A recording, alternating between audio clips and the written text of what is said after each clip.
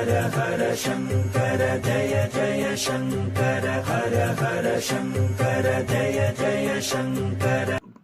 பஞ்சபாண்டவரின் தந்தையான பாண்டு உயிர் பிரியும் தருணத்தில் தனது மகன்கள் ஐவரையும் அருகே அழைத்து தான் இறந்தவுடன் தன் உடலை தகனம் செய்ய வேண்டாம் என்றும் மாறாக பீய்த்து தின்றுவிடும்படியும் அப்படி செய்தால் முக்காலம் உணரும் ஆற்றல் கிடைக்கும் என்று சொல்லிவிட்டு உயிர் துறக்கிறான்.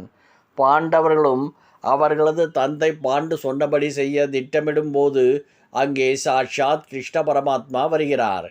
இவர்கள் சொன்ன விஷயத்தை கேட்டவுடன் பாண்டவர்களை திட்டுகிறார். சாகும் காலத்தில் உங்கள் தந்தைக்குத்தான் புத்தி பிசகி விட்டதென்றால் உங்களுக்கு என்ன ஆனது? யாராவது பிணத்தை தின்பார்களா? வாருங்கள், விறகு எடுத்து வந்து உங்கள் தந்தையை தகனம் செய்வோம் என்று பாண்டவர்களை அழைத்து செல்கிறார். மிருகங்கள் பாண்டுவின் உடலை இழுத்து சென்று விடாமல் இருக்க சகாதேவனை காவலுக்கு விட்டு செல்கிறார்கள். அவர்கள் அப்பால் போனவுடன் சகாதேவன் தன் தந்தையின் இறுதி வாக்கை மீற விரும்பாமல் அவரது சுண்டு விரலை மட்டும் உடைத்து தின்று விடுகிறான். உடனே அவனுக்கு முக்காலத்தையும் உணரும் சக்தி கிடைத்து விடுகிறது. விறகுகளை கஷ்டப்பட்டு தூக்கி வந்த பாண்டவர்கள் மிகவும் களைப்பாக விறகு கட்டைகளை கீழே போட்டுவிட்டு களைப்பாக அமர்கிறார்கள். கிருஷ்ணரும் விறகு சுமையை தூக்கி வருகிறார். ஆனால் விறகு கட்டு அவர் தலைக்கு மேல் அரை அடி மேலாக காற்றில் மிதந்து வருகிறது. அது மற்றவர்கள் கண்ணுக்கு தெரியவில்லை. சகாதேவனுக்கு மட்டும் அது தெரிகிறது. கிருஷ்ணன் மிக களைப்படைந்தவர் போல சப்பா என்று விறகை கீழே போட்டுவிட்டு அமர்கிறார். அவர் அருகில் சென்ற சகாதேவன், கண்ணா, எல்லோரும் விறகை சுமந்து வந்தார்கள். அவர்கள் களைப்பாவது நியாயம். உன் விறகு கட்டு காற்றில் மிதந்துதானே வந்தது. நீ ஏன் களைத்தது போல நடிக்கிறாய் என்று கேட்கிறான். உடனே கிருஷ்ணருக்கு விஷயம் விளங்கிவிடுகிறது. சகாதேவனை தனியே அழைத்துச் சென்று அவர் விவரம் கேட்க சகாதேவன் தனது தந்தை பாண்டுவின் விரலை தின்றதை ஒப்புக்கொள்கிறான். எதிர்கால இரகசியம் என்றும் இறைவன் போக்கில் குறுக்கிடுவது அதர்மம் என்று கிருஷ்ணர் கூறுகிறார். சகாதேவனுக்கு தெரிந்த எதிர்காலம் தொடர்பான விஷயங்களை எப்போதும் எவரிடமும் சொல்லக்கூடாது என்று சகாதேவனிடம் சத்தியத்தை கிருஷ்ணர் வாங்கிக் கொள்கிறார். தனக்கு முக்காலமும் உணரும் ஜோதிடக்கலை ஆற்றல் தெரியும் என்ற ஆணவத்தால் சகாதேவனுக்கு சற்று கர்வம் அதிகமாகிவிட்டது.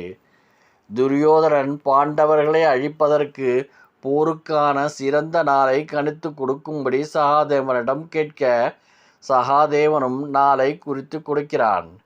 அந்த அளவிற்கு அவன் ஜோதிட கலையில் உண்மையாக இருந்தான். போரில் கர்ணன் இறக்கும் தருவாயில்தான் கர்ணன் தன் உடன் பிறந்தவன் என்ற உண்மை அவனுக்கு தெரிய வருகிறது.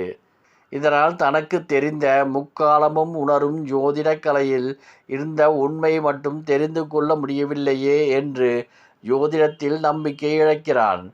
18 நாள் நிகழ்ந்த குருட்சேத்திர போர் முடிவடைந்த பின் சகாதேவன் கிருஷ்ணனை பார்த்து, கிருஷ்ணா, ஜோதிடம் என்பது பொய்தானோ என்று கேட்கிறான்.